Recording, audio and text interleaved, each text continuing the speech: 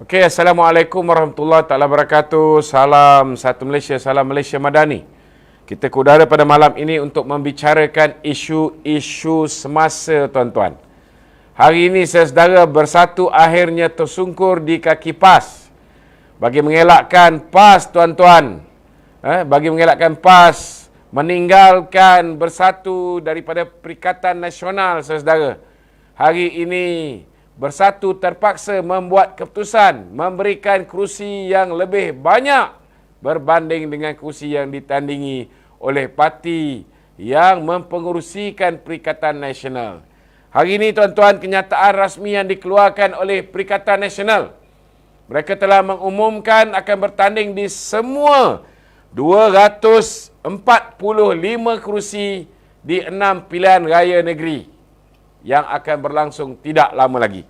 Namun, saudara, yang seronoknya, saudara, kalau dulu ciput je jumlah kursi yang diberikan kepada PAS, bagi mengelakkan PAS meninggalkan Bersatu dan Perikatan Nasional, akhirnya hari ini, saudara, Bersatu terpaksa memberikan 126 kerusi daripada 245 kerusi yang bertanding. Tuan-tuan, maknanya lebih daripada separuh yang bakal ditandingi oleh wakil-wakil Perikatan Nasional telah diperuntukkan kepada parti PAS, Parti Islam Se-Malaysia PAS. Berapa parti presiden ataupun pengurusi Perikatan Nasional ni dapat, tuan-tuan? Mereka hanya memperolehi 83 kerusi saja, tuan-tuan. 83 kerusi saja. Hanya 83 kerusi saja. Amat menyedihkan, saudara. Amat menyedihkan. Daripada 245 kerusi ini, 36 kerusi di Kedah, 45 kerusi di Kelantan, 32 kerusi di Terengganu, 40 kerusi di Pulau Pinang, 56 kerusi di Selangor dan 36 kerusi di Negeri Sembilan. Okey. Bersatu hanya berkongsi dengan gerakan. Memang itu pun level bersatu, tuan-tuan. Dia kena kongsi, dia dapat 83, gerakan ambil 36, PAS ambil 126. Selamatlah Perikatan Nasional buat sementara waktu. Tetapi jangan lupa, sekiranya PAS memenangi lebih banyak kursi, tuan-tuan, maka sudah pastilah dengan kelebihan yang PAS ada ini, saudara, ianya boleh menjadi modal untuk PAS tawar-menawar. Takut-takut lepas pilihan raya PAS bersama dengan Kerajaan Perpaduan pula. Jadi malam ni, saudara, saya yakin banyak soalan-soalan panas yang disediakan oleh pihak studio yang nak ditanyakan oleh tuan-tuan. Tuan-tuan boleh ajukan soalan tuan-tuan di talian 0194819495. 0194819495. Jadi saya silakan sahabat kita untuk bertanyakan soalan. Okey, baik Tok, untuk malam ni selepas kenyataan daripada Perikatan Nasional. Jadi di Kedah kita ada Mukris dan sebagainya. Adakah Mukris akan menggunakan parti PAS ataupun masih menggunakan Pejuang sebagai platform untuk bertanding? Saya menjangkakan parti yang tidak ada tulang belakang, yang telah hilang deposit pilihan raya ini tidak akan bertanding menggunakan lambang parti mereka. Sudah pastilah. Kalau dah bertanding 142 kursi dari pilihan raya yang lepas, semua kalah, semua hilang deposit lagi, takkan dia nak pakai lambang yang sama. Bertanding di Johor pun mereka dah tahu akibat dia, kalah semua, hilang deposit di semua kawasan, takkan mereka nak menggunakan lambang Pujawang. Sudah pastilah mereka tidak akan menggunakan lambang Pujawang ini lagi, tuan-tuan. Maka yang akhirnya menjadi pujaan ialah lambang PAS, Parti Bulan. Cuma kali ni mungkin Parti Bulan tu ada sedikit terlalat. Okey. Okey, Kita lihat PAS mendominasi 126 kerusi berbanding Bersatu dan Gerakan. Jadi di sini sudah terjawab, di Selangor bakal ada menteri besar baru daripada PAS kalau mereka menang di pilihan raya negeri kali ini. Ya, itu boleh tinggal sebagai angan-angan. Itu boleh tinggal sebagai kenangan. Siapa pun yang PAS calonkan atau Bersatu calonkan untuk menjadi calon menteri besar di negeri Selangor, bagi saya satu perkara yang membazir masa. Lebih baik mereka memikirkan bagaimana mereka boleh memenangi, kalau boleh setidak-tidaknya boleh memenangi 5 kursi atau 6 kursi di negeri Selangor, daripada memikirkan tentang macam mana nak berebut dengan PAS, antara Bersatu dengan PAS ini siapa yang patut lebih layak untuk menjadi Menteri Besar Negeri Selangor. Lebih baik mereka fikirkan macam mana mereka nak meninggalkan benih di negeri Selangor. Itu lebih munasabah bagi pemimpin-pemimpin Bersatu dan PAS di negeri Selangor. Kalau di Kelantan tu mereka berangan nak letak siapa timbalan menteri besar menggantikan Nik Amar, okey kan. Nak ubah logo PAS tu ada tag lalat macam Anwar Musa, okey, tak ada masalah kan. Mereka berhak untuk berangan di negeri Kelantan, tapi janganlah berangan untuk mengambil negeri Selangor. Hampir pasti tuan-tuan, hampir pasti mereka akan kecundang insya-Allah di negeri Selangor. Okey? Okey, Dok. Ya. Kita lihat, kita bincang isu sebelum ni bahawa Within tak nak umumkan bahawa Azmin tu sebagai poster boy parti besar. Adakah sebab-sebab PAS ni tak nak menerima Azmin kerana mereka tidak mendapat turun peruntukan-peruntukan daripada Bersatu seperti sebelum ni? Sebelum ni mereka menurut perintah walau sekarang ni mereka ibarat tidak bekerjasama. Saya nampak sebenarnya kalau dikira dari segi favoritism, Muhyiddin memang mahukan Azmin Ali, PAS juga hari ini sudah bersama dengan Azmin Ali, jadi memang mereka boleh letak nama Azmin Ali. Cuma masalahnya mereka dah tahu bahawa Azmin tidak boleh mempertahankan kerusi DUN Bukit Antarabangsa. Sehingga kan dia terpaksa lari keluar, walaupun diberi gambaran ke Morib dan sebagainya, sebenarnya dia akan kembali pergi di tempat dia bermula politik, iaitu di Hulu Kelang. Kerana saya rasa maklumat yang diperolehi oleh Tan Sri Muhyiddin pun, dia sudah menjangkakan kemungkinan besar Azmin bermula di Hulu Kelang dan Azmin juga akan berakhir di Hulu Kelang. Dia sudah berakhir sebagai ahli parlimen, maka sudah tiba masanya untuk dia ditamatkan riwayat sebagai ahli parlimen di Hulu Kelang pula. Itu sebab hari ni kita tengok duit Azmin dah turun ke masjid-masjid, ke surau-surau. Ada surau dapat 4,000, ada surau dapat lebih. Maknanya dia sudah pun bersiap sedia tuan-tuan untuk melakukan penaburan, kerana risau takut di saat-saat akhir kamera-kamera kita akan bergentayangan untuk merakam acara Santa Claus, acara pemberian dana-dana rasuah yang akan mereka buat. Itu semua menyebabkan mereka beri awal kali ini, saudara. Alhamdulillah, setidak-tidaknya mereka tahu bahawa hari ini mereka diperhatikan. Dan kita harap pihak SPRM, pihak SPR kali ini jangan lagi melindungi sesiapa. Kita tangkap, terus simpan je tuan-tuan. Okey, silakan. Okey, Dok. Kalau kita lihat setelah pengumuman Perikatan Nasional ni, jumlah-jumlah kursi yang ditanding oleh PAS dan juga Bersatu dan juga Gerakan, Mursyidul Am PAS yang terbaru itu Tuan Guru Haji Anwar Musa. Bukan, Tuan Guru Mahathir Mohamad. Oh, itu lagi Mursyidul Am. Itu paling atas. Jadi,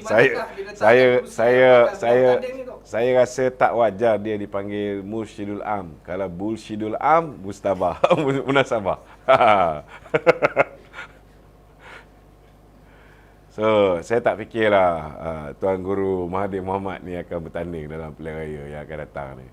Tetapi kalau dia bertanding juga, Masya Allah kan. Tak tahu saya nak fikir macam mana letaknya otak pemimpin-pemimpin Perikatan Nasional ni kan. Bagilah peluang Atuk tu berehat. Dah 98 tahun dah. Kan? Apa lagi dia nak kerja, nak bertanding dun pula tu. Bukan boleh jadi Perdana Menteri. Kan? Bagilah peluang anak dia tu menjadi Menteri Besar. Kan? Itu pun kalau boleh menang. Kan? Mungkin dia ada harapan untuk meletakkan diri dia sebagai Menteri Besar di Kedah menggantikan Sanusi. Dan sepatutnya dia boleh pass baton pada anak dia tu. Pendapat tu? Tak tahu nak cakap lah. Saya rasa perkara ni, kalau betul lah Perikatan Nasional meletakkan dia, ini satu rekod lah. Satu rekod. Bukan kalau dulu dia pegang rekod sebagai Perdana Menteri tertua di dunia. Selepas ni dia menjadi adun yang tertua di dunia. Tapi jangan sampai dia jadi ketua pembangkang yang tertua di dunia di dalam Dewan Undangan Negeri Kedah. Itu je lah nasihat saya. Kan? Cukuplah. Kan? Bagilah dia rehat. Dia orang ni kadang-kadang zalim. Bagilah peluang kepada Tun Dr. Mahathir ni jaga cucu dia kembali ketika semayang. Kan? Bagilah Chan. Okey, silakan. Soalan lain. Mencabarlah sikit soalan ni. Aduh. Okey Tok. Seperti Tok katakan tadi, mungkin bendera PAS ni akan bertukar, ada tai lalat sikit dekat bendera PAS. Jadi kebarangkalian Anwar Musa bertanding di Kelantan tu sangat besar lah. Okay? Dan mungkin hampir pasti. Dan mungkin beliau ada cita-cita untuk menjadi Menteri Besar. Adakah penerimaan PAS tu boleh menerima bekas ahli UMNO ke Menteri Besar daripada parti PAS? Saya rasa kalau nama Anwar Musa diumumkan awal sebagai calon Menteri Besar, alhamdulillah. Kerana itulah titik tolak kemenangan Barisan Nasional dan Kerajaan Perpaduan di Negeri Kelantan. Itu hampir pasti takkan berlaku lah. Saya tak fikir PAS bodoh macam tu. Kan? PAS pun boleh berfikir. Kan? Kalau nasib dia baik, dia ganti Nik Amar. Itu dah habis kuat dah tu. Okey? Okey, baik. Ya. Kita tukar sikit topik kepada soalan yang seterusnya. Kita lihat ada video tular daripada Cikgu Bat berkenaan dengan kedaulatan negara. Cikgu Bat ni dia mengelirukan rakyat berkenaan dengan statement-statement beliau di dalam video beliau. Mungkin Tok ada komen sikit berkenaan dengan ni. Cikgu Bat ni memang pembohong daripada dulu lagi. Kan? Jadi, janganlah percaya. Hari ini kita tengok Kementerian Luar Negara dah pun mengeluarkan kenyataan bahawa perjanjian yang dibuat di antara Datuk Seri Anwar Ibrahim dengan Tuan Yang Terutama Jokowi ataupun Joko Widodo langsung tak sebut soal ambalat. Dia tidak ada kena-mengena dengan ambalat. Jadi macam mana dia boleh reka fitnah yang tak masuk akal ni? Langsung tak ada masuk akal.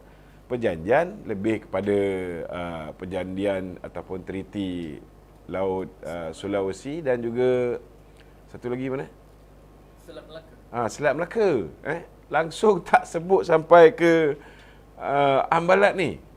Jadi di mana dia boleh dapat mereka cerita. Saya mintalah pihak polis, bila orang dah buat kenyataan yang merapu macam ni, dan ini boleh menyebabkan hubungan dua hala antara Malaysia dan Indonesia rosak. Kan? So ini boleh masuk dalam pengkhianatan kepada negara tau. It's a very serious offence. Kan? Saya harap pihak polis dapat mengambil tindakan lah. Kawal sikit budak ni. Dengar cerita tak lama lagi. Lepas Kementerian Luar mengeluarkan kenyataan itu pun, dia masih nak buat live bersama dengan Papa Gomo, nak cerita tentang kononnya Datuk Seri Anwar menggadai ambalat kepada pihak Indonesia. Cuba bayangkan. Selepas kenyataan rasmi yang dikeluarkan oleh Wisma Putra. Jadi memang budak ni memang kata orang tu memang patut di pick up lah oleh pihak polis. Bagi dia simpan 2-3 malam. Macam itu pun kena buang. Itu sebab kena buang cikgu. Duk menipu je tak habis-habis.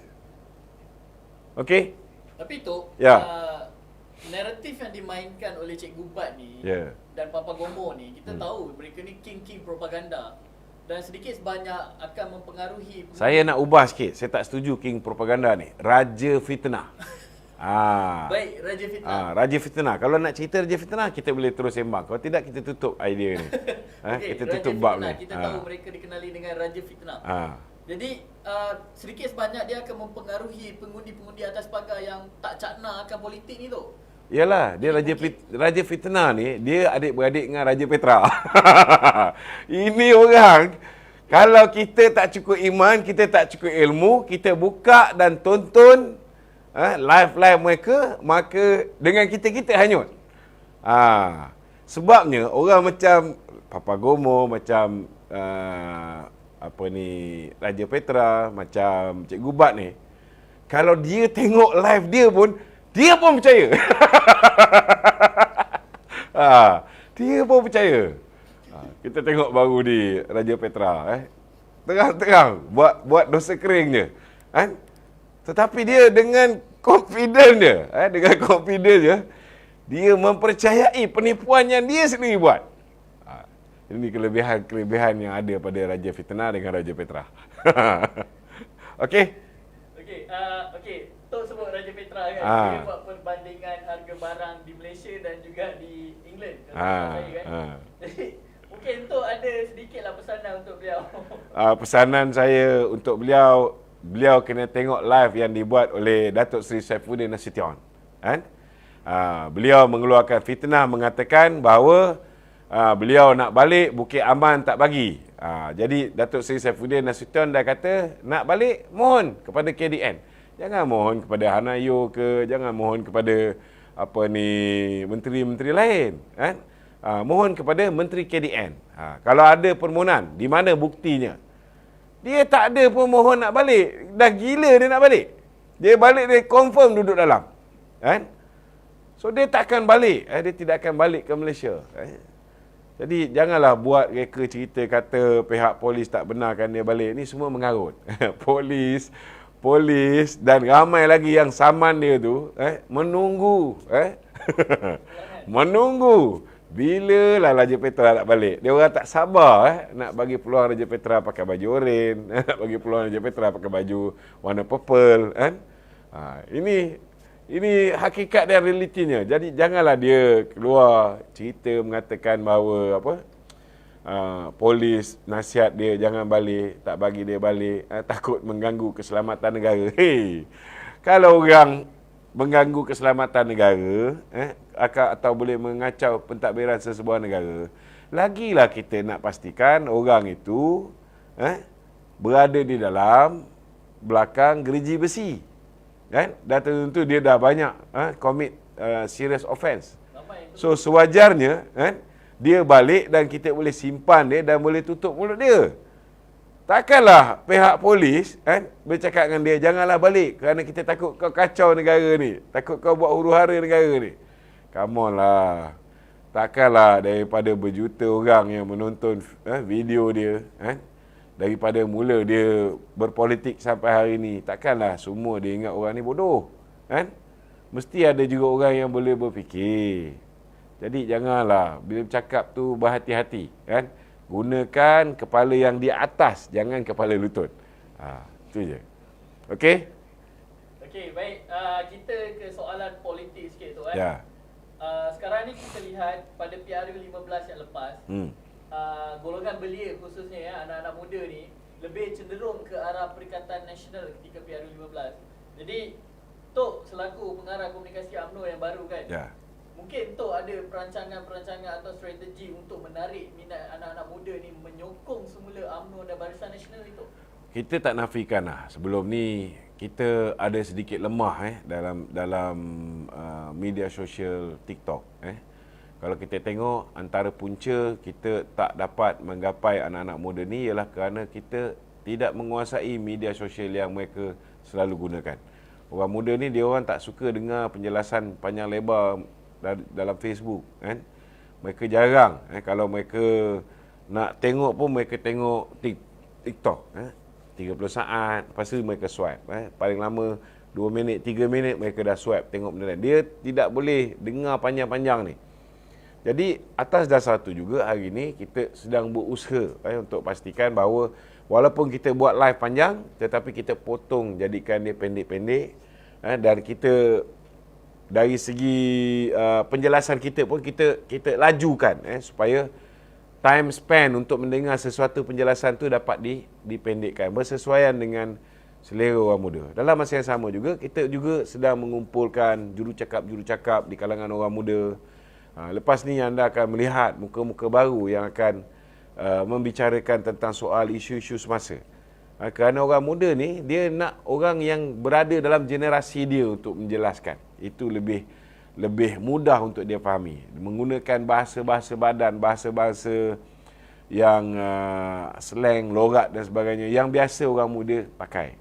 Ini antara benda yang kita sedang perkemaskan. Kita tak nafikan kita punya pemilihan baru je berakhir dan kita sedang buat yang terbaik bagi memastikan bahawa penerangan UMNO Malaysia, komunikasi UMNO Malaysia ini dapat memberikan yang terbaik untuk menarik minat orang-orang muda ini.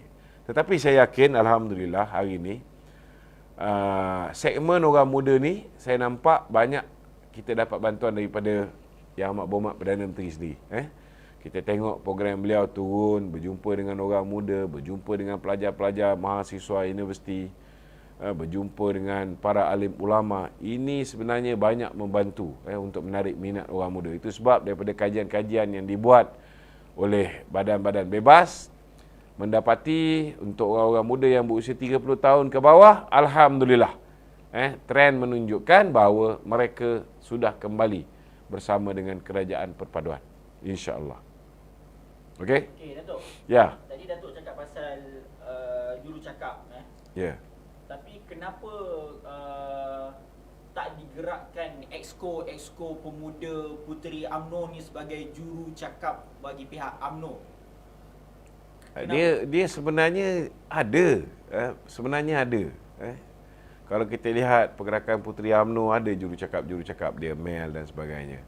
Pemuda UMNO selain daripada Akmal, kita ada banyak lagi kawan-kawan lain, Syafiq dan sebagainya yang menjadi jurucakap. Memang ada. Tetapi sudah pastilah platform-platform yang mereka gunakan tu berbeza-beza. Pemuda UMNO ada dia punya web page dia sendiri, ada dia punya Facebook dia sendiri, ada Twitter dia sendiri, ada dia punya TikTok dia, Instagram dia sendiri. Puteri, maknanya jangan cakap tak ada lah. Ada. Secara konsisten mereka menerbitkan bahan-bahan. Cuma kita kena pergi ke capaian mereka. Okey? Okey. Tok, Ya. Bila kita cakap pasal orang muda ni kan, Ya. kita pun akan teringat berkenaan dengan parti muda ni. Yang juga ada dalam 19 parti di dalam komponen Kerajaan Perpaduan. Tapi sejak akhir-akhir ni kita lihat parti muda ni ada memainkan naratif yang mereka ni bakal bertanding secara solo di PRN negeri yang akan datang. So mungkin tu ada komen berkenaan perkara ni. I like that.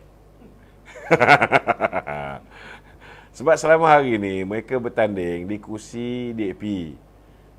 Kursi DAP diberikan kepada muda, suruh muda bertanding. Selepas ni kita nak muda bertanding atas kapasiti dia sendiri. Baru dia akan faham kenapa Datuk Seri Anwar sehingga hari ini tidak membenarkan dia untuk menyertai mesyuarat Majlis Presiden Pakatan Harapan. Jadi dah tiba masanya lah. Dah tiba masanya. Untuk muda bertanding atas kaki sendiri. Mungkin kalau tak berjaya kali ini, dia boleh invite Tuan Guru Khairi Jamaluddin untuk menjadi Mursyidul Am muda pula. Mungkin parti itu akan lebih berjaya. Terutamanya untuk menarik peminat-peminat Hot FM untuk bersama dengan parti mereka. Tapi tu muda pun sebenarnya nampak gagal dalam menarik minat anak muda menyokong muda dan PH ni. Anak muda lebih ke arah Perikatan Nasional. Jadi perlu ke Kerajaan Perpaduan ni PH Itu dululah anak muda lebih kepada Perikatan Nasional. Tetapi saya yakin anak muda sekarang ni, kecuali anak-anak muda yang percaya masuk PAS sama dengan masuk Islam, keluar PAS sama dengan keluar Islam. Ada anak muda yang kategori macam ni. Undi PAS masuk syurga, undi BN, undi PH masuk neraka. Kalau kefahaman Islam mereka ni lemah, tidak mustahil mereka akan bak kata orang itu terpengaruh dengan gelombang hijau. Tetapi saya yakin banyak anak muda yang rasional, mereka dah nampak dengan mata kepala mereka sendiri hari ini. Mereka percaya dengan fitnah-fitnah. Kalau dulu mereka duit itu mempengaruhi keputusan mereka. Tapi kali ini saya rasa proses nak bagi duit pun lebih sukar, kerana sudah ada pihak-pihak yang akan memantau. Kita dah tahu perangai dia orang ni suka merasuah pengundi. Kali ini mereka tidak akan boleh merasuah dengan sesuka hati. Kalau nak juga buat pilihan raya semula, silakan. Tak ada masalah. Tapi kena ingat, kalau setakat pilihan raya semula, still okey. Tapi kalau SPRM datang cukup, ke dalam jawabnya. Bukan hanya pembatalan sebagai ahli Dewan Undangan Negeri, tetapi boleh menjadi kluster mahkamah dan warga yang memakai baju oranye. Kalau tak nak, kalau nak cuba juga, tak percaya, silakan. Cubalah. Wallahi saya undi PAS. Okey. Itulah di media sosial berkenaan Teresa Kwok dilantik menjadi pengurusi Masya Felda. Allah. Tetapi telah dinafikan oleh Felda sendiri. Tapi tu, jika ianya betul dan menjadi kenyataan, ia akan menjadi pembakar kemarahan orang Melayu ni tu. Baru je hari semalam saya cakap, janganlah cepat buat keputusan bila Idris Jusur diminta untuk melepaskan jawatan, Cepat lah dia orang ni kata, oh ini diskriminasi orang UMNO. Saya dah bagi hint dah. Saya dah bagi hint sebenarnya. Betul tak? Kemungkinan besar yang dipilih orang UMNO juga. Itu kita dah bagi hint lah. Bukan semua benda kita boleh cakap mendahului Perdana Menteri. Tunggulah pengumuman. Sabarlah. Tak lama lagi 1 hari bulan Julai. Tunggu pengumuman Perdana Menteri. Janganlah terpedaya Kadang-kadang geram juga bila tiba-tiba orang hantar, apa dah jadi ni? Teresa Kwok jadi. Allah, aku cakap. Dia kata bodohnya kerajaan ni. Nak buat macam mana? Kau pun bodoh, kau percaya? Kalau hantar kat mesej pada saya ayat macam tu, saya pun kadang-kadang kita balas macam tu lah.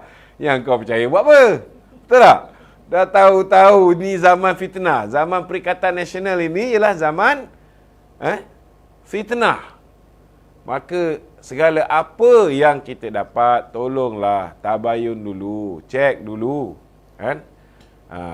Tapi kalau dah dia orang letak muka Teresa Kwok jadi pengurusi Felda, cubalah pakai otak. Kalau otak tu digunakan, tak payah sampai 10%. Otak tu digunakan 5% pun, tuan-tuan dah dapat jawapan dah. Ini mengarut. Takkanlah Teresa Kwok menjadi pengurusi Felda. Kita dah tahu pengalaman bila Tun Dr. Mahathir. Kalau zaman Tun Dr. Mahathir tu, munasabahlah juga. Tun Mahathir ni, dia banyak membenarkan DAP buat kesilapan-kesilapan ni, supaya dia boleh hasut kawan-kawan orang Melayu ni supaya membenci DAP, supaya dia tak perlu serah kursi Perdana Menteri kepada Anwar Ibrahim. Itu kena faham. Segala kemarahan orang Melayu ketika zaman Mahathir terhadap DAP, sebenarnya dia punya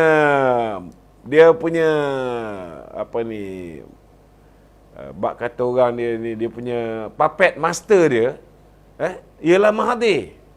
Dia nak create kebencian. Contohnya dia nak buat orang Melayu benci kepada DAP.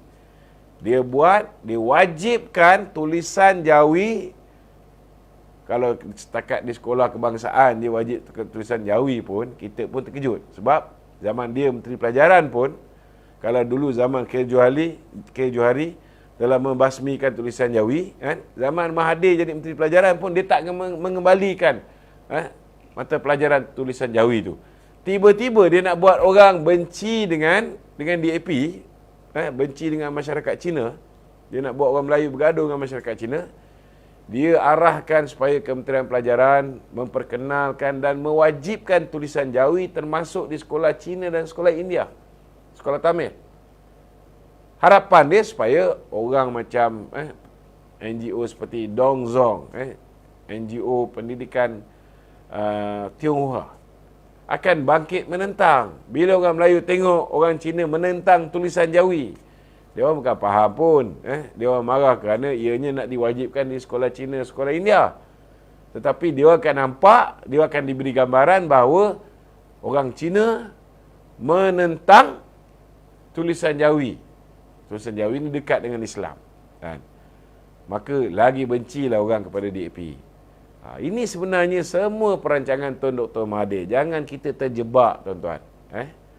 Okey, silakan. Okay, Tok.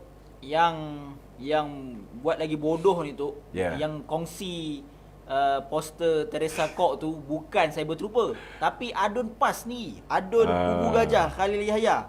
Dia siap buat permohonan maaf. Cantik tu. Kita dah boleh bak kata orang tu dah boleh ambil tindakan undang-undang. Tetapi ada seorang kawan saya tu lagi mangkuk. Dia post gambar Van Diesel, dia ucap tahniah. Dia ucap tahniah kepada Van Diesel, kan? Tuan-tuan kenal kan? Pelakon XXX. Triple X, Fast and Furious. Dia ucap tahniah kerana Van Diesel telah pun dilantik sebagai pengurusi Felda yang baru. Okey. Menteri Besar Kedah. Ya. Datuk Sanusi, dia meminta Perdana Menteri Datuk Seri Anwar Ibrahim, ini soalan daripada viewers kita. Ya. Dia meminta Datuk Seri Anwar Ibrahim mengetepikan kepentingan peribadinya dan mempercepatkan kelulusan pembinaan lapangan terbang antarabangsa Kulim KXP. Jangan bimbang. Kalau misalnya di negeri Kedah kita ada menteri besar yang baru, yang cakap pun beradab, saya yakin yang amat berhormat Perdana Menteri pun, kalau orang datang jumpa dia dengan penuh adab, tak kurang hajar macam Sanusi, kan? Saya ambil contohlah di Kelantan, kita tengok bila Ustaz Mat Yaakob menghadap Datuk Seri Anwar Ibrahim. Mula-mula Datuk Seri Anwar bagi 1 bilion untuk menyelesaikan masalah air di Kelantan. Kemudian tambah lagi, baru ni dia pergi ke UMK, tambah lagi 500 juta ringgit. Jadi sebenarnya Perdana Menteri kita ni dia jenis seorang yang lembut hati dia, kan? Saya yakin kalau benda-benda tu baik untuk rakyat, bukan untuk kepentingan Sanusi, insya-Allah boleh dirunding. Tapi sebaiknya rakyat negeri Kedah ni janganlah bagi Sanusi menang. Kalau bagi Sanusi menang, rakyat Kedah juga yang rugi, kan? Sebab attitude dia, kan, perangai dia, cara pembawakan dia, sampai tuanku pun saya rasa kalau boleh minta kita tukar, kan?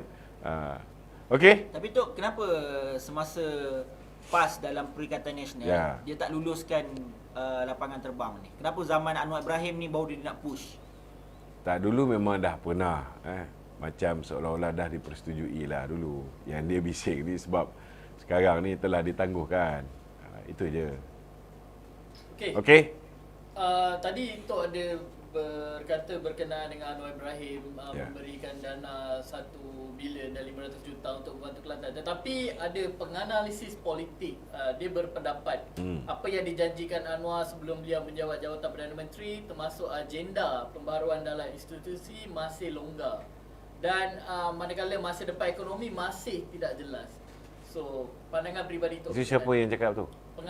Penganalisis politik. Ya, siapa nama dia? Nama tak di... Engkau kena tengok juga penganalisis politik kebelakangan ni, kan? Kita pun tahu ada ramai penganalisis politik ni daripada belah Perikatan Nasional. Jadi kita kena tengok teliti betul-betul, mereka ni, kan? Bukan semuanya memberi pendapat itu secara bebas, kan? Kalau dia beri pendapat secara bebas, tak ada masalah. Kita boleh mendengar pendapat-pendapat tersebut. Tetapi penganalisis yang dimaksudkan tu kita kenal siapa. Jadi tak payah nak lawyer buruk lah, kan? Ada ahli politik di belakang dia. Kan? Kita tahu siapa ahli politik di belakang dia. Kawan-kawan kita juga. Malah kita nak bercakap. Okey. Okey, tapi tu Tan Sri Syaril Elias Tok Uban juga. Ya. Dia ada keluarkan kenyataan, dia cakap agar Perdana Menteri membubarkan Kementerian Ekonomi. Disuruh Perdana Menteri membubarkan Kementerian Ekonomi sebab dia nampak Rafizi ni tak berapa nak perform on their task. Kita kena tengok juga ini di dalam sekarang ni memang ada gerakan. Kita tak nafikan memang ada gerakan untuk menjatuhkan YB Rafizi Ramli lah. Minta maaf cakap lah. Sudah pastilah kita dulu berperang lama dengan YB Rafizi ni, mesti ada yang dah terguris hati, mesti ada yang tak puas hati, kan? Lebih-lebih lagi YB Rafizi ni dulu dia banyak mengeluarkan teori-teori, mengeluarkan formula-formula. Tetapi yalah, bila kita mewarisi sebuah kerajaan yang dah hampir ranak, sebuah kerajaan yang dulu zaman Datuk Seri Najib kita tinggalkan 686.8 bilion hutang negara, hari ini tinggal 1.5. Teori apa pun, formula apa pun, banyak dah tak boleh nak laksana dah sekarang ni. Jadi mungkin atas dasar itu kawan-kawan kita ni memberikan teguran kepada YB Rafizi. Tetapi sebenarnya ada juga yang mempunyai agenda tertentu. Mereka-mereka yang menguasai media-media tertentu hari ini memberikan tekanan kepada YB Rafizi dengan harapan dia juga boleh menggantikan YB Rafizi. Ada juga, ada juga. Okey? Itu. Tapi sebenarnya Kementerian Hal Ehwal Ekonomi ni orang kata berfungsi tak? Sebab kementerian ni diperkenalkan daripada zaman Tun Mahathir. Adakah Datuk Seri Anwar dia kita kena faham, bila kita wujudkan Kementerian Ekonomi ni, ianya mengurangkan beban Menteri Kewangan. Dia ada faktor-faktor lain yang saya tak boleh cerita pada umum kenapa Kementerian Kewangan, walaupun Datuk Seri Anwar pada awalnya tidak mahu jawatan Menteri Kewangan itu. Sepatutnya bukan dia Menteri Kewangan tu, tetapi ada permintaan untuk meletakkan orang tu orang ni, maka akhirnya dia terpaksa mengambil jawatan Menteri Kewangan tersebut, sebagai penyelesaian. So bila dia ambil jawatan Kementerian Kewangan, dia Perdana Menteri, sudah pasti kesibukan dia tu luar biasa sibuk, Jadi soal-soal ekonomi ni, soal kewangan ni, kalau semua diletak di bawah bidang kuasa Kementerian Kewangan, maka kita punya pentadbiran tidak akan smooth, Maka itu dikekalkan, dikekalkan semula seperti mana zaman Tun Dr. Mahathir diwujudkan jawatan Menteri Ekonomi itu. Jadi sebahagian daripada tanggungjawab yang sebelum itu di bahu Menteri Kewangan diagihkan juga kepada Menteri Ekonomi, supaya tugas Menteri Kewangan itu tak seberat sebelum ni. Ini ada sebab-sebab tertentu. Kita kat bawah ni kita tak tahu apa masalah orang yang berada di atas, orang yang berada di pusat kuasa, maklumat-maklumat yang mereka ada, keterbatasan masa yang mereka ada, takkan semua sekali nak diuruskan oleh Datuk Seri Anwar Ibrahim, Sekarang pun saya tengok kesian jugalah, dia berhempas pulas, masa nak masuk pejabat pun tak berapa nak ada, sentiasa bersama dengan rakyat, Hari ini pun dia dah turun ke sana, turun ke sini. Selepas ni dia dah mula nak berkempen untuk berhadapan dengan pilihan raya negeri, bermula pada 24 hari bulan ni dia akan berada di Shah Alam, untuk kempen ataupun pelancaran jentera pilihan raya untuk negeri Selangor bersama Yang Amat Berhormat Datuk Seri Zahid. So saya rasa itulah yang terbaik sebenarnya. Datuk, tadi Datuk ada cakap tentang ada beberapa gerakan untuk memburukkan dan menjatuhkan Yang Berhormat Rafizi Ramli. Dan hari ini pun ada satu lagi surat tular yang palsu yang dikatakan daripada UMNO Selangor mendesak supaya YB Rafizi Ramli ni letak jawatan. Jadi kerja-kerja nak berjatuhkan, gerakan nak berjatuhkan Rafizi ni adakah daripada dalaman Kerajaan Perpaduan itu sendiri ataupun dari luar? Dia senang macam ni lah. Bila kita berada di tampuk pemerintahan ataupun di tampuk kuasa, kan, sudah pasti akan ada perebutan kuasa, kan. Kadang-kadang yang berebut ni sesama parti kita. Kadang-kadang yang berebut ni dari kalangan sesama dalam komponen Kerajaan Perpaduan. Tetapi ada juga batu-batu api yang memasang proksi-proksi mereka daripada parti kita yang turut membantu untuk membenamkan menteri-menteri yang hari ini berada di dalam Kerajaan Perpaduan. Yang ni yang bahaya. Dalam kita punya circle ni pun ada musang berbulu ayam. Okey. Okey. Tok, masih lagi berkenaan dengan YB Rafizi ya. Ya. Okey. YB Rafizi dia ada minta pembangkang kemuka cadangan penambahbaikan kepada kerajaan. Dan Ketua Pemuda Perikatan Nasional beri 2 cadangan. Yang pertama, dia minta gugurkan Timbalan Perdana Menteri iaitu Zahid Hamidi. Siapa tu? Ahmad Fadli, Ketua Pemuda Perikatan Nasional. Dan yang kedua, dia minta lantik Menteri Kewangan lain. Jadi dia siapa? Dia siapa? Dia sedar tak dia tak perintah? Dia sedar tak dia tak perintah? Kalau zaman dia dalam kerajaan, dia nak bagi cadangan apa tu, suka hati dia lah. Dia nak bagi cadangan apa pun. Bila Muhyiddin merintah tu, tak ada pula dia bagi cadangan yang pelik-pelik macam ni. Betul tak? Zaman Ismail Sabri memerintah, tak ada pula dia keluar cadangan-cadangan yang macam ni. Kan?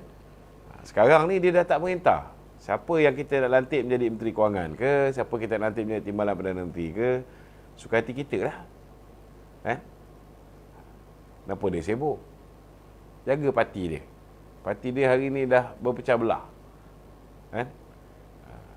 Sampaikan Muhyiddin terpaksa bagi parti dia 126 kursi daripada 245 kursi. Muhyiddin punya parti pun dapat 83 kursi saja. Kenapa?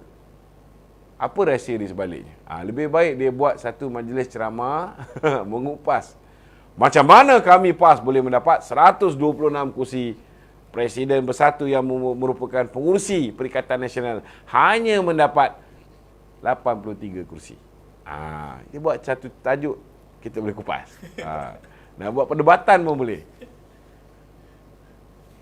Okey. Mungkin PAS mendapat banyak kerusi sebabkan mungkin pilihan raya kali ini Perikatan Nasional akan menggunakan akaun PAS disebabkan Bersatu punya akaun telah dibekukan. Mungkinlah. Okey. Semenjak bila ahli politik ni simpan duit di dalam akaun yang kena frozen ini ataupun kena beku ni, celah gigi Bersatu je. Kan? Duit-duit Bersatu ni simpan dalam kontena, simpan dalam rumah, kan? Tak adalah sampai simpan semua dalam akaun parti. Dia orang dah belajar melalui pengalaman macam mana UMNO punya akaun dibekukan dulu, kan. Takkan dia orang nak simpan duit dalam akaun. Yang duit yang simpan dalam akaun ni ialah duit yang orang beri sumbangan secara rasmi atas nama parti. Cek tu kalau dah nama Parti Pribumi, terpaksalah bank in dalam akaun parti. Kalau bagi cash, kau rasa dia nak bank in duit dalam akaun parti? Dia nak bank in duit lebih 50,000, dia kena beritahu daripada mana sumber ni. Betul tak? Betul. Habis kalau orang bagi jana wibawa, bagi berbilion, nak bank in macam mana? Itu yang tanam kat dinding, tanam bawah tanah, kan? Dekat atas loteng. Tapi kebanyakan dia orang ni dah tak boleh dah. Dinding dah tak cukup. Bawah tanah pun dah tak cukup. Terpaksa pakai kontena. Itu sebab saya beritahu, pergilah cari kontena dekat yang dia baik tu. Saya bukan cakap tak ada isi. Esok saya pergi. Okey. Kita tinggalkan Bersatu dan Perikatan Nasional sebentar. Kita pergi ke soalan ni. 2-3 hari ni nama Lokman Adam disebut-sebut di sosial media berkenaan kenyataan biawak hidup. Aduh. Semalam MIC dan hari ini MCA. Ya. Jadi penjelasan sedikit daripada Tok mungkin boleh menamatkan Bagi saya ucap tahniah lah. Setidak-tidaknya hari ini kita tahu bahawa MCA dan MIC masih wujud.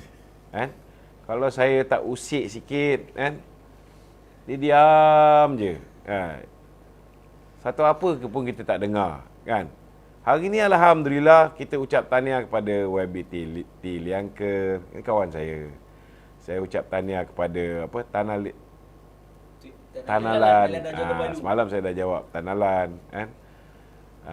Saya dah minta maaf dengan dia semalam kalau dia kecil hati, tapi saya pun beritahu kenapa saya membidas presiden dia, membidas timbalan presiden dia, kan? Kenapa saya membidas Wee Ka Siong, kan? Kalau tak nak kena sengat, jangan dijolok sarang tabuan. Betul tak? Kita dah beritahu semalam. Jadi saya pun tak berhajat nak memanjang-manjangkan cerita ni. Kurang-kurangnya hari ni mereka dah start buat kerja. Orang tahu, MCA masih ada, MIC pun masih ada. Jadi budaya mempertahankan presiden parti ni, dia patut amalkan. Saya ucap tahniah kepada mereka.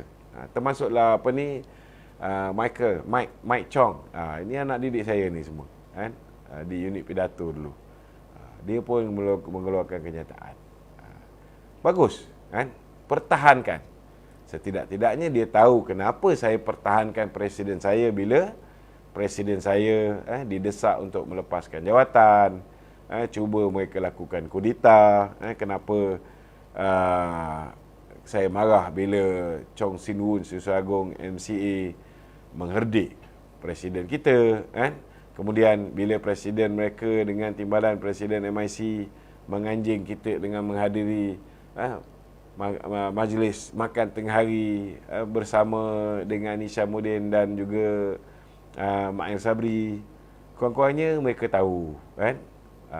Hari ni setidak-tidaknya saya ucap tahniah pada mereka ni, nampak mereka ni masih nak bersama dengan Barisan Nasional. Baguslah. Adalah positive sign walaupun pemimpin mereka nampak macam dah dekat ke sana, kan? Setidak-tidaknya hari ni mereka dah nampakkan macam mereka nak bersama dengan kita lagi. Okeylah. Tak ada masalah. Saya tak perlu jawab. Kita alu-alukan. Kalau boleh rancakkan lagi. Tapi bukankah lebih baik hari ni dia dah pandai cara nak defend presiden dia, cuba belajar macam mana nak defend kerajaan kita, kan? Itu kan lebih baik. Ada juga faedah. Jadi kalau dia berusaha defend kerajaan kita, insya-Allah, manalah tahu, kan? Kalau kita tak cukup kandidat ke apa, kita ambil juga kandidat daripada MIC, MCA, kan? Okey? Okey, pertahankan kepimpinan. Okey. Biawak hidup ni telah dipolitikkan oleh seteru atau lawan. Di antara yang mempolitikkannya media-media yang dikuasai oleh pemimpin tertentu yang menyampah kat aku. Betul. Itu sebab kita tengok antara yang membuat temu ramah, membuat apa tu antaranya FMT. Kau pun tahu siapa yang menguasai FMT, kan? Suruh kita ceasefire, tapi dia antara orang yang paling kuat belasah presiden, kan? Dia antara orang yang paling setiap hari kalau tengok berita harian utusan Malaysia, kan? TV3. Semua cerita yang tak bagus untuk parti kita. Tapi nama pemimpin parti kita. So, kita nak tanyalah di mana stand dia sebenar.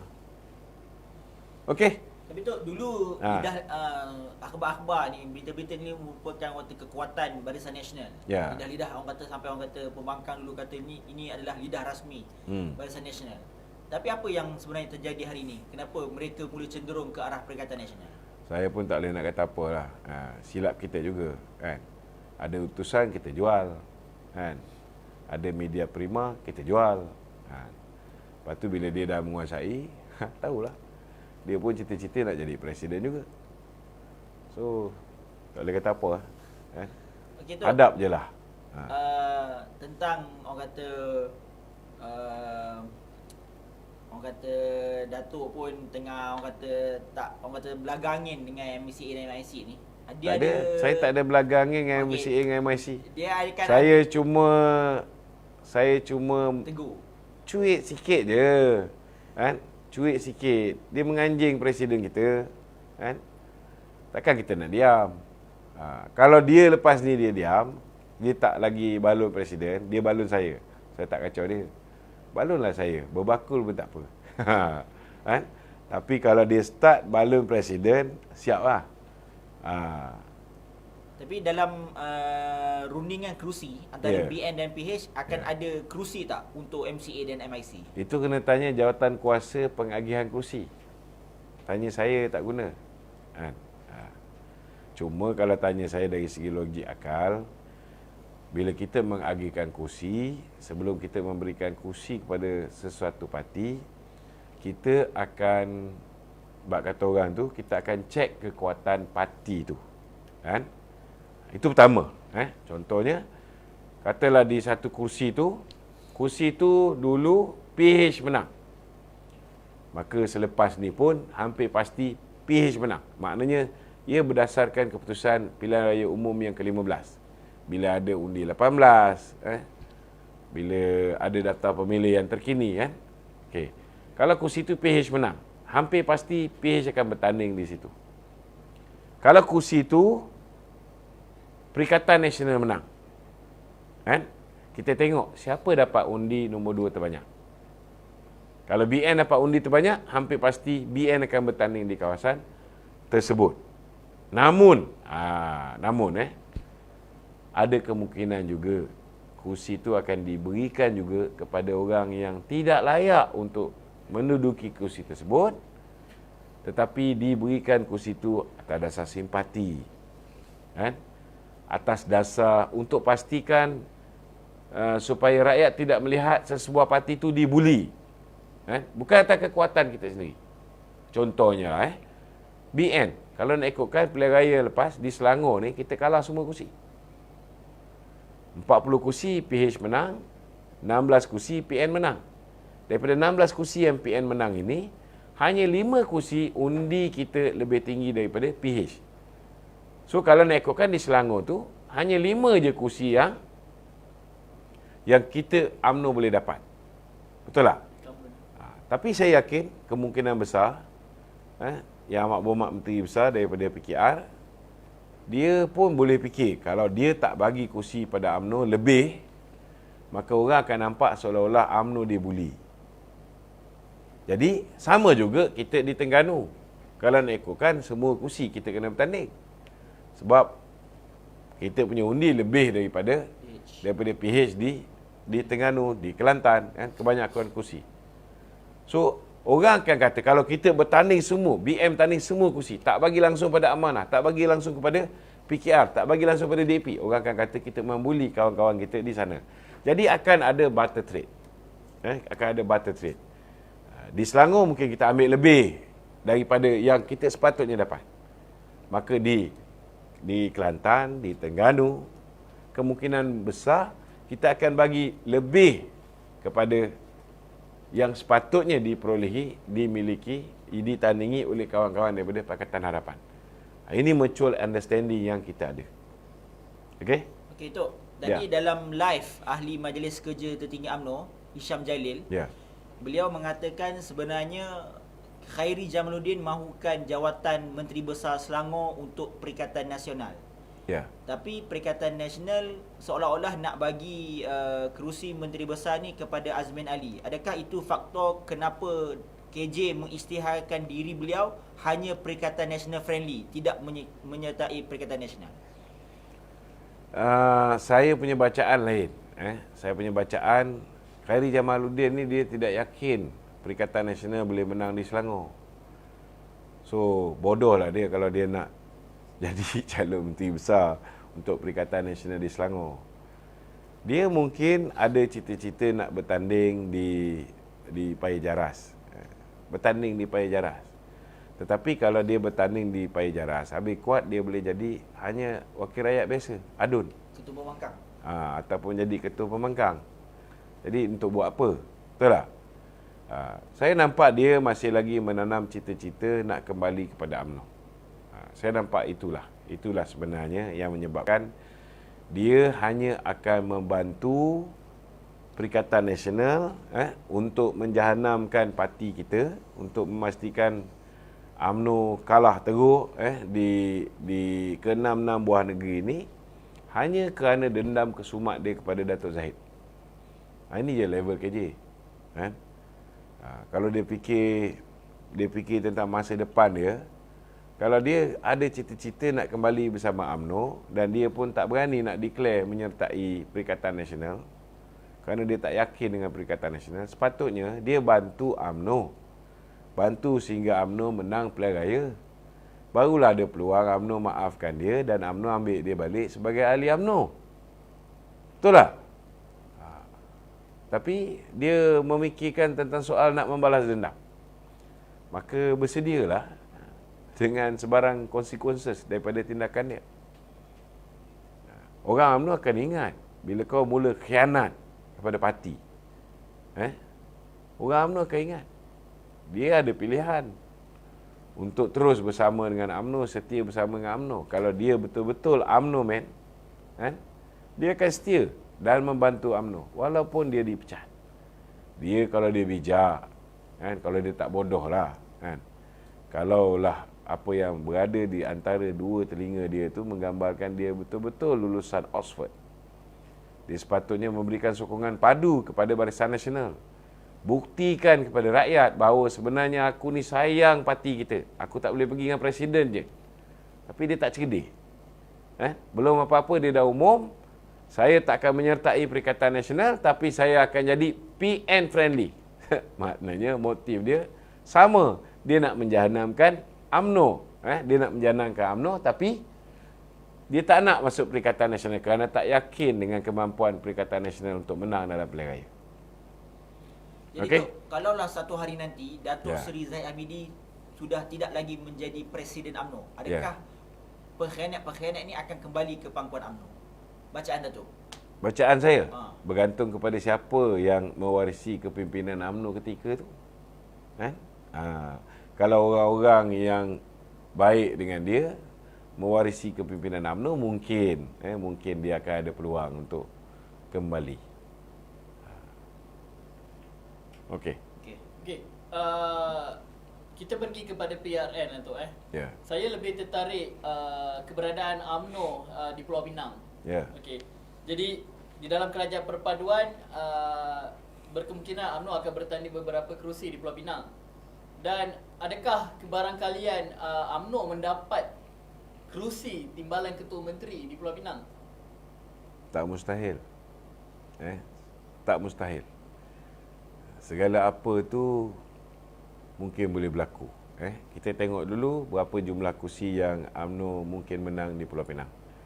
Daripada situ kita boleh tahu nanti di mana kedudukan UMNO ketika itu.